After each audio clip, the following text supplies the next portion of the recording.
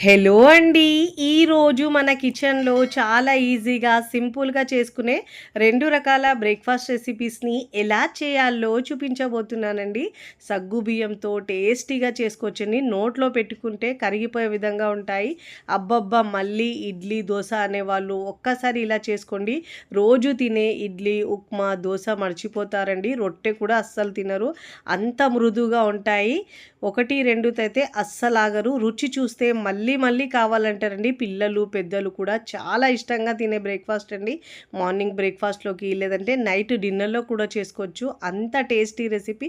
మరి ఇక ఏమాత్రం ఆలస్యం చేయకుండా చాలా ఈజీగా, సింపుల్‌గా చేసే బ్రేక్‌ఫాస్ట్‌ని ఎలా చేయాలో చూద్దాం రండి. ముందుగా ఇక్కడ నేను ఒక మిక్సింగ్ బౌల్ తీసుకొని దాంట్లో 1 కప్పు మినపగుళ్ళు వేసుకున్నానండి. అదే కప్పుతో పావు కప్పు దాకా సగ్గుబియ్యం వేసుకోవాలండి. సగ్గుబియ్యం వేసుకోవడం వల్ల మనకు బ్రేక్‌ఫాస్ట్ అనేది చాలా సాఫ్ట్‌గా, మృదువుగా వస్తదండి. ఇప్పుడు ఈ బౌల్‌ని పక్కకు పెట్టేసి మరొక బౌల్ తీసుకొని ఏ కప్పుతో అయితే మనం తీసుకున్నామో మినపగుళ్ళు అదే కప్పుతో 3 కప్పుల సన్నగా ఉండే ఇడ్లీ రవ్వ తీసుకోవాలండి.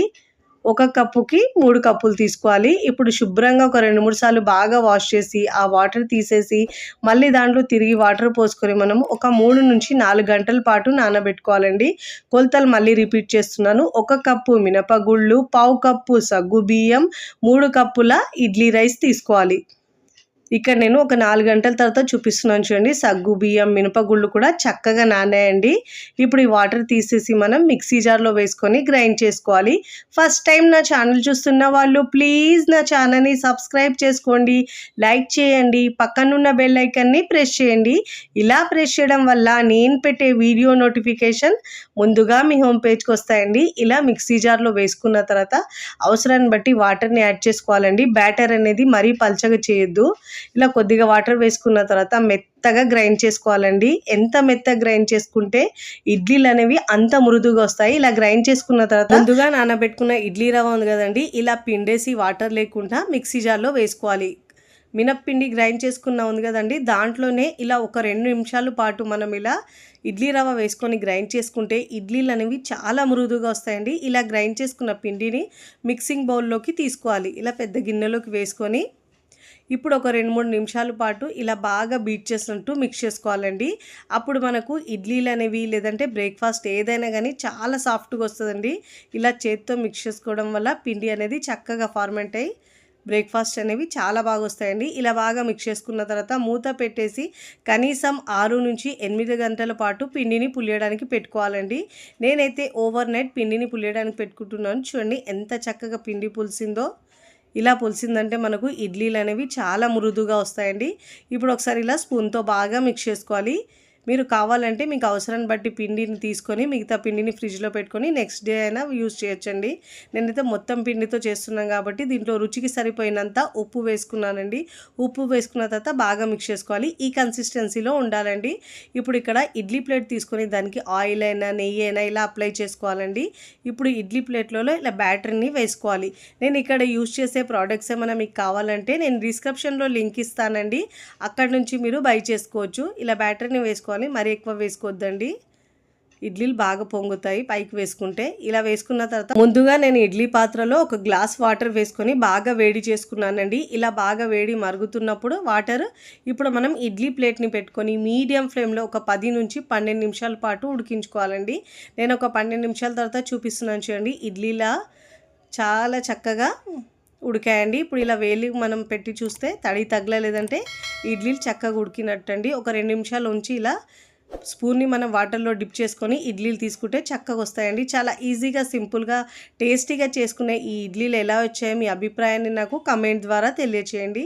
ఇప్పుడు నేను సర్వింగ్ ప్లేట్లోకి సర్వ్ చేసుకుంటున్నానండి. చాలా ఈజీగా, టేస్టీగా చేసుకోవచ్చండి.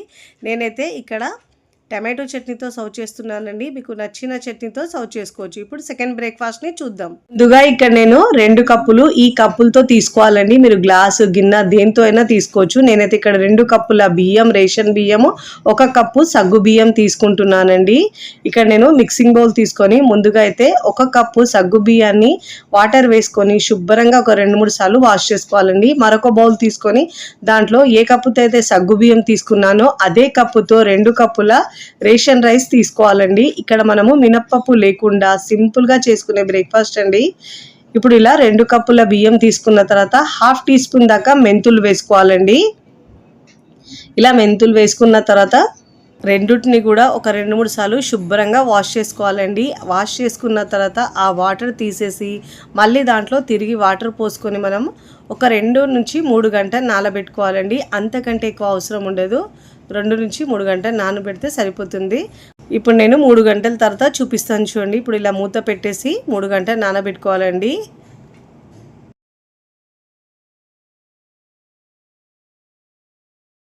అండి ఇక్కడ నేను 3 గంటల తర్వాత చూపిస్తున్నాను చూడండి. సగ్గు బియ్యం కూడా చక్కగా నానాయండి. ఇప్పుడు మిక్సీ జార్ వేసుకొని మనం ఇక్కడ సపరేట్గా నానబెట్టుకున్నామండి. ఎందుకంటే సగ్గు బియ్యం మనకు గ్రైండ్ అవ్వండి, అందుకే ఇలా మనం సపరేట్గా నానబెట్టుకున్నాము. ముందుగా అయితే మనం సగ్గు బియ్యాన్ని ఇలా మెత్తగా వాటర్ వేసుకొని గ్రైండ్ చేసుకోవాలండి. వాటర్ మరీ ఎక్కువ వేసుకోకుండా చూసుకుంటూ వాటర్ని యాడ్ చేసుకొని మెత్తగా గ్రైండ్ చేసుకోవాలి. ఇలా మెత్తగా గ్రైండ్ చేసుకున్న తర్వాత ఇలా గ్రైండ్ చేసుకున్న పిండిని మనం బౌల్లోకి వేసుకోవాలండి. ఇలా మెత్తగా గ్రైండ్ చేసుకోవాలి.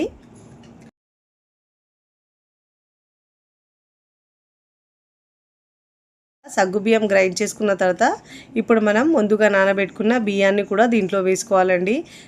వాటర్ మరీ ఎక్కువ వేయకుండా చూసుకుంటూ వాటర్ని యాడ్ చేసుకుంటూ మెత్తగా గ్రైండ్ చేసుకోవాలండి.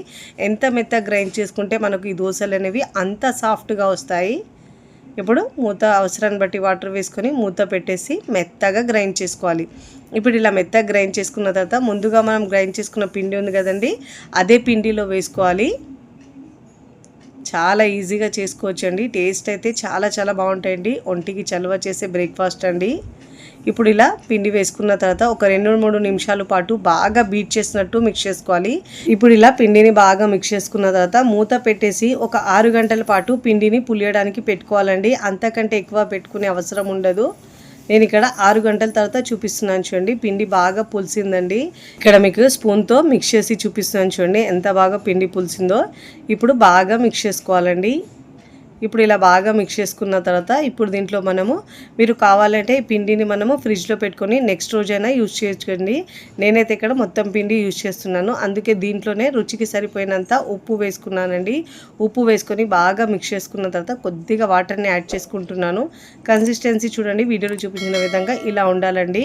ఇప్పుడు స్టవ్ మీద పెనం పెట్టుకొని పెనం బాగా వేడైన తర్వాత వాటర్ చిలకరించి టిష్యూ పేపర్ లేదంటే క్లాత్తో తుడుచుకున్న తర్వాత ఇలా 2 గరిటెలు పిండి వేసుకోవాలి. ఇలా మరీ కాకుండా కాస్త సెట్ దోశలాగా ఇలా లావుగానే వేసుకోవాలండి. ఇలా వేసుకున్న తర్వాత మూత పెట్టేసి మంటను మీడియం ఫ్లేమ్లో ఉంచి బాగా కాల్చుకోవాలి దోశనైతే.